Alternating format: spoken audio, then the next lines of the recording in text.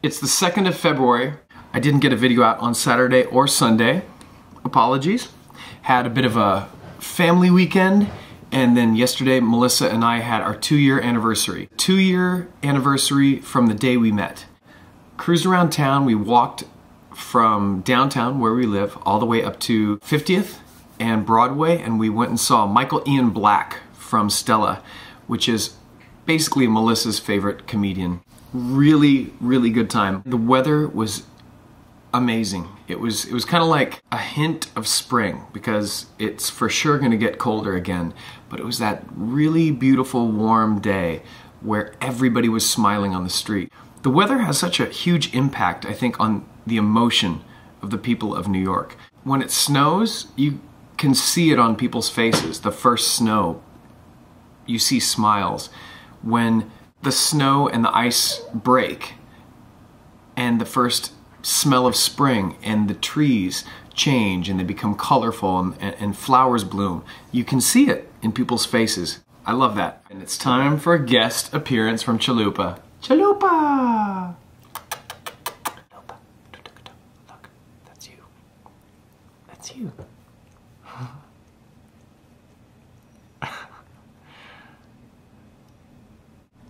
That was the guest appearance from Chalupa!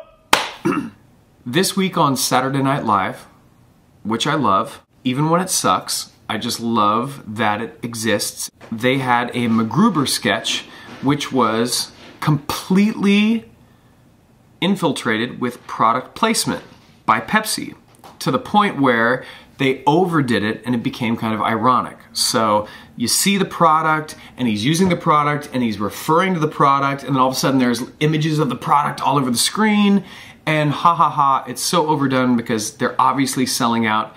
Kind of smart, because it's the only way you could possibly get that much product placement on TV in that way and still make it work. It was still annoying to see a product shoved in my fucking face when I just want to see these people do their thing and hopefully make me laugh. I'll tell you what saved it. In my being offended, I sent out a tweet saying this was ham-handed and it was lame. 2 seconds later, I got a reply back from Pepsuber, I think. Okay, follow me here. Pepsi has a Twitter account for MacGruber in that Pepsi commercial. So when I complained on Twitter, instantly I had someone, sounded like a human, saying, "I'm sorry you thought it was perverse. We thought it was funny." So I was confronted with a person.